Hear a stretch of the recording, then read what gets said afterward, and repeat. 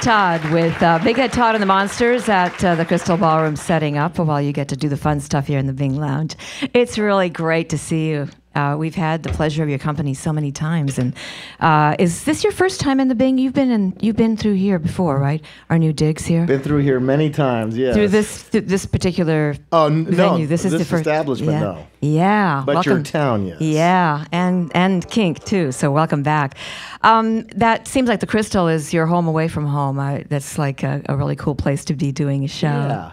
We've been getting there once a year or so these days, and we love it there. It's a scrunchy dance floor. We like that. And bounce the around bands are on going that like thing. this. Yeah. Before the night is out, nobody knows nothing.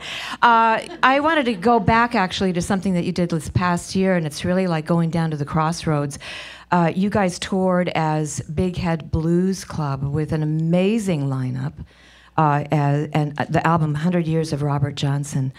What brought you to do that thing and call yourselves that name? Tell me about that.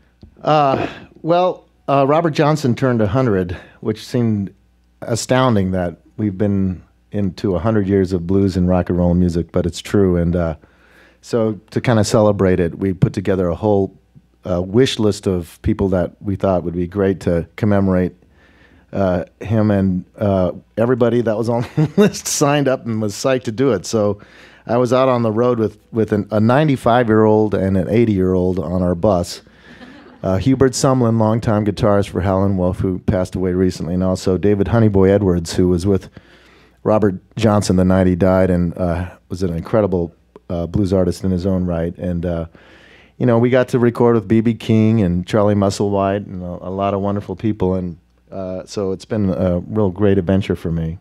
I don't even know how to ask this, but what was the most incredible thing that you got out of this? Maybe from somebody like Hubert Sumlin. Did you ever like, oh my God, there's the secret? Well, sure. Yeah, I mean, Honey Boy his thing was one note. You can lay a man down with one note. Yeah. So cool. Yeah, I mean, they had lots of great things to always bear in mind.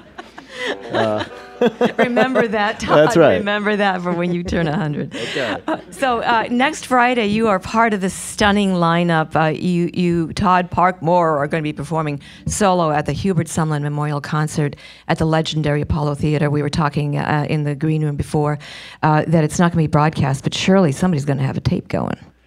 I hope so. Us blues people are a little superstitious about that sort of thing. Oh, really? But yeah, it's going to be an extraordinary night. Eric Clapton and Keith Richards, a whole bunch of people. Jody Williams, who's Howlin' Wolf's first guitar player, to Susan Tedeschi and some of those folks. So it's an incredible list of performers, and I'm extremely honored and very fortunate to be on it. I can't imagine what the after party must be like.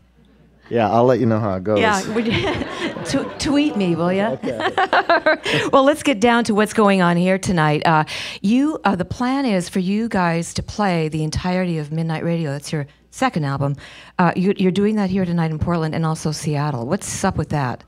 Well, there's only about six or so shows that we chose for this winter tour, and we'll be playing Midnight Radio from its beginning to end.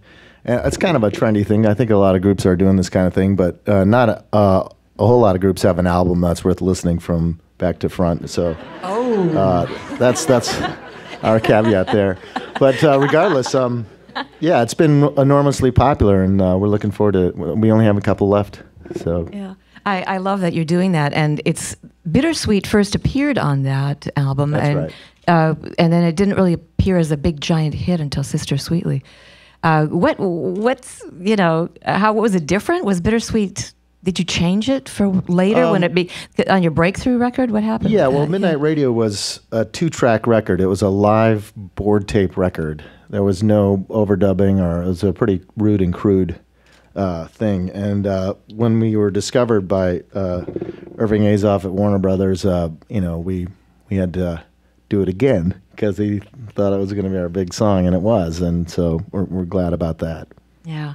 Well, I certainly love the song. I don't know where you have it in this set that you're doing here at the Bing, but I hope that we hear it before we let you go. All right, I'll add it in there. All right. With that, Todd, it's such a pleasure to have you here at the Bing.